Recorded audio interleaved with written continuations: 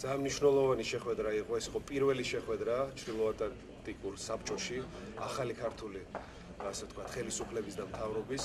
მას მერე რაც პრემიერ-მინისტრი ივანიშვილი შეხვდა ნატოს გენერალურ მდივანს, შეპირობდა ეს შეხვედრა. დღევანდელი შეხვედრა იყო მნიშვნელოვანი იმით, რომ გაიგეს ზუსტად, რომ ჩვენ როგორც სახელმწიფო ვაგრძელებთ ჩვენს სვლას გაწევრიანებისკენ ნატოში. ვისაუბრეთ იმაზე, რომ ჩვენი ქვეყანა არის ძალიან მნიშვნელოვანი და სასურველი პარტნიორი ნატოსთვის და ეს ღიად იყო დაფიქსირებული ჩვენი ასე ვთქვათ კოლეგების მხრიდან.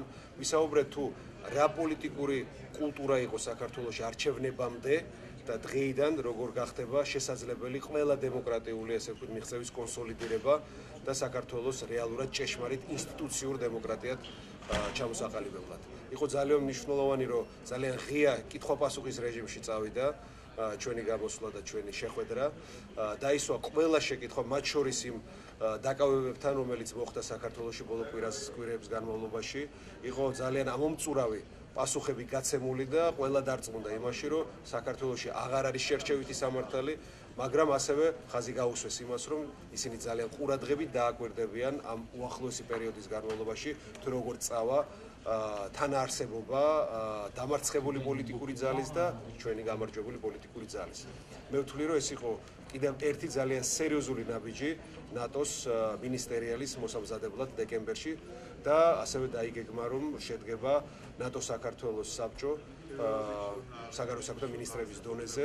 ეს ნიშნავს იმას, რომ ჩვენ მართლაც დავიმკვიდრეთ ადგილი როგორც ძლიერმა პოლიტიკურად სტაბილურმა პარტნიორმა ნატოსთვის.